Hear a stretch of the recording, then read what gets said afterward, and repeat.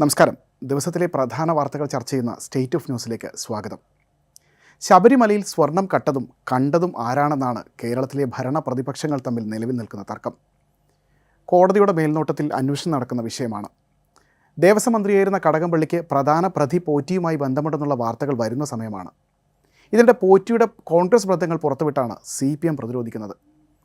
വ്യാഴാഴ്ച നിയമസഭാ സമ്മേളനത്തിൽ ശബരിമല സ്വർണ്ണക്കൊള്ള ഉയർത്തി വലിയ പ്രതിഷേധമാണ് പ്രതിപക്ഷം ഉയർത്തിയത്. നന്ദിപ്രമേയ ചർച്ചയ്ക്കായി സഭാ നടപടികൾ ആരംഭിച്ചതിന് പിന്നാലെ പോറ്റി പാട്ടും പ്ലക്കാർഡും ബാനറും ഒക്കെയായി പ്രതിപക്ഷം നടുത്തളത്തിലിറങ്ങുന്നതായിരുന്നു കാഴ്ച. പ്രതിരോധവുമായി ഭരണപക്ഷ അംഗങ്ങളും എഴുന്നേറ്റതോടെ രംഗം കൂടുതൽ പ്രക്ഷുബ്ധമായി. സ്പീക്കറുടെ ഇരിപ്പിടം മറച്ചുകൊണ്ട് ബാനർ ഉയർത്തി മുദ്രാവാക്യം വിളിച്ചായിരുന്നു പ്രതിപക്ഷ പ്രതിഷേധം. പോറ്റിപ്പാട്ട് പ്ലക്കാർഡുകളിൽ എഴുതിയിരുന്നു. പ്രതിഷേധങ്ങൾക്കിടെ സഭ നന്ദിപ്രമേയ ചർച്ചയിലേക്ക് കടന്നു. ദേവസ്വം മന്ത്രി രാജിവെക്കണമെന്നും SITക്ക് മീതെ മുഖ്യമന്ത്രിയുടെ ഓഫീസിൻ്റെ സമ്മർദ്ദം അവസാനിപ്പിക്കണമെന്നും പ്രതിപക്ഷ നേതാവ് VD സതീശൻ ആവശ്യപ്പെട്ടു.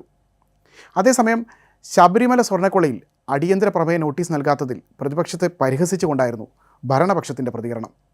അടിയന്തര പ്രമേയ നോട്ടീസ് നൽകാൻ പ്രതിപക്ഷത്തിന് ഭയമാണെന്ന് മന്ത്രി MP രാജേഷ് പറഞ്ഞു. വിഷയം ചർച്ച ചെയ്യേണ്ടി വരുമെന്ന ഭയമാണ് പ്രതിപക്ഷത്തിനുള്ളത്. ഇത് ഭീരുത്വമാണ്, തിണ്ണമെടുക്ക് കാണിക്കുകയാണ് പ്രതിപക്ഷമെന്നും മന്ത്രി ആരോപിച്ചു. ഇതിന് പിന്നാലെ പ്രതിപക്ഷ പ്രതിഷേധം ശക്തമാക്കി ഭരണപക്ഷ MLAമാരും എഴുന്നേറ്റ് നിന്നു. പോറ്റിയെ കേറ്റി എന്ന പാരഡി ഗാനം പാടി പ്രതിപക്ഷം പ്രതിഷേധിച്ചപ്പോൾ സ്വർണം കട്ടത് ആരപ്പ എന്ന് അടൂർ പ്രകാശിനോട് ചോദിക്കുന്നുവെന്നും ഹൈക്കോടതിയിൽ തോറ്റപ്പോൾ സഭയിൽ സമരം ചെയ്യുകയാണെന്നും MP രാജേഷ് പറഞ്ഞു. ഇതിന് പിന്നാലെ സ്വർണം കട്ടത് ആരപ്പ, കോൺഗ്രസ് ആണ് അയ്യപ്പ എന്ന് തിരിച്ചുപാടി ഭരണപക്ഷത്തിൻ്റെ പ്രതിരോധവും നടന്നു. പ്രതിഷേധമാണെങ്കിലും നിയമസഭ സർവത്ര സംഗീതമയമായ പ്രതീതി. സോണിയാഗാന്ധിയെ അറസ്റ്റ് ചെയ്ത് ചോദ്യം ചെയ്യണമെന്നും വീട് റെയ്ഡ് ചെയ്യണമെന്നുമായിരുന്നു മന്ത്രി V ശിവൻകുട്ടിയുടെ ആവശ്യം. സോണിയുടെ വീട്ടിൽ പോറ്റി 2 തവണ പോയത് എന്തിനാണെന്നും സോണിയുടെ കയ്യിൽ സ്വർണം കെട്ടിക്കൊടുത്തുവെന്നും മന്ത്രി പറഞ്ഞു. പരസ്പരം രൂക്ഷമായ വാദപ്രതിവാദങ്ങൾ തുടരുന്നതിനിടെ പ്രതിപക്ഷം സഭയിൽ നിന്ന് ഇറങ്ങിപ്പോയി. ബഹളം നിയന്ത്രണാതീതമായതോടെ സഭ വ്യാഴാഴ്ചത്തേക്ക് പിരിഞ്ഞു. ഇനി ചൊവ്വാഴ്ചയാണ് സഭ ചേരുക. ഇനി ഇന്നത്തെ ദേശീയ വാർത്തയിലേക്ക് വരാം. മാധ്യമപ്രവർത്തനത്തെ നിലയ്ക്ക് നിർത്തുക എന്നതിന് പൊതുജനത്തിൻ്റെ കണ്ണും കാതും പൊത്തുക എന്നുകൂടെ അർത്ഥമുണ്ട്. കഴിഞ്ഞ ഏതാനും ദിവസങ്ങൾക്കിടെ ദേശീയ മാധ്യമങ്ങളുടെ ഭാഗമായി കശ്മീരിൽ ജോലി ചെയ്യുന്ന 5 മാധ്യമപ്രവർത്തകർക്ക് സ്റ്റേഷനിൽ ഹാജരാകണമെന്ന് പോലീസ് നിർദ്ദേശം നൽകിയിരിക്കുകയാണ്.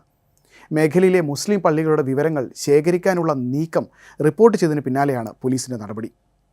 ശ്രീനഗർ ബ്യൂറോ അസിസ്റ്റന്റ് എഡിറ്ററായ ബഷറാത്ത് മസൂദിന് നേരിട്ട അനുഭവം കഴിഞ്ഞ ദിവസം ഇന്ത്യൻ എക്സ്പ്രസ് റിപ്പോർട്ട് ചെയ്തിരുന്നു.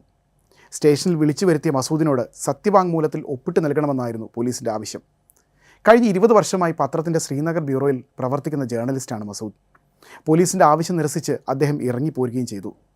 ഭാരതീയ ന്യായ സംഹിത സെക്ഷൻ 126 പ്രകാരമാണ് നടപടിയെന്നാണ് പോലീസിൻ്റെ വിശദീകരണം.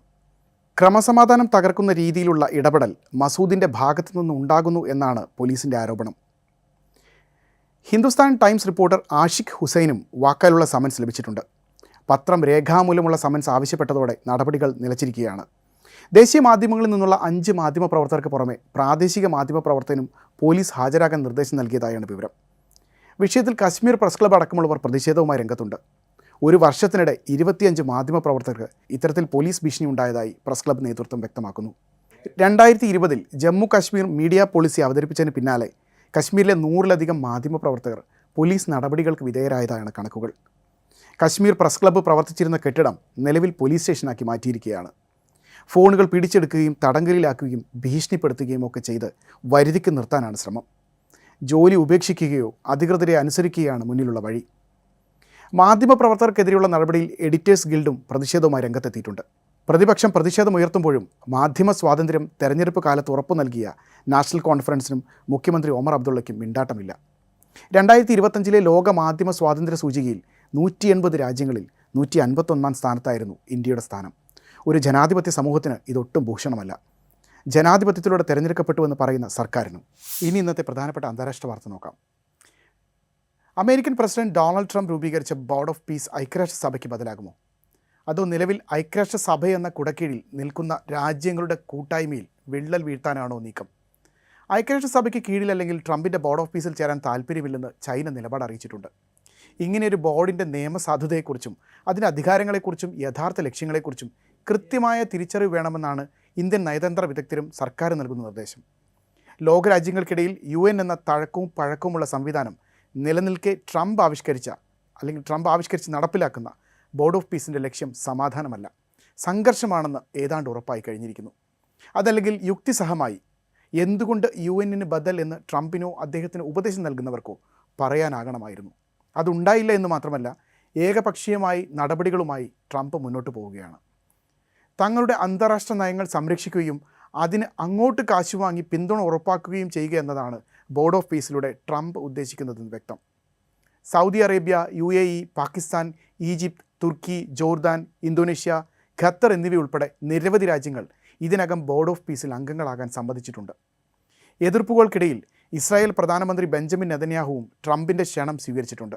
ഇന്ത്യയും പാകിസ്ഥാനും കൂടാതെ റഷ്യ, ചൈന, അർജന്റീന, ബ്രസീൽ എന്നിങ്ങനെ നിരവധി പശ്ചിമേഷ്യൻ യൂറോപ്യൻ രാജ്യങ്ങൾ ഉൾപ്പെടെ 60 രാജ്യങ്ങളെ ഗസ സമാധാന ബോർഡിലേക്ക് ക്ഷണിച്ചുകൊണ്ട് ട്രംപ് കത്തയച്ചിട്ടുണ്ട്.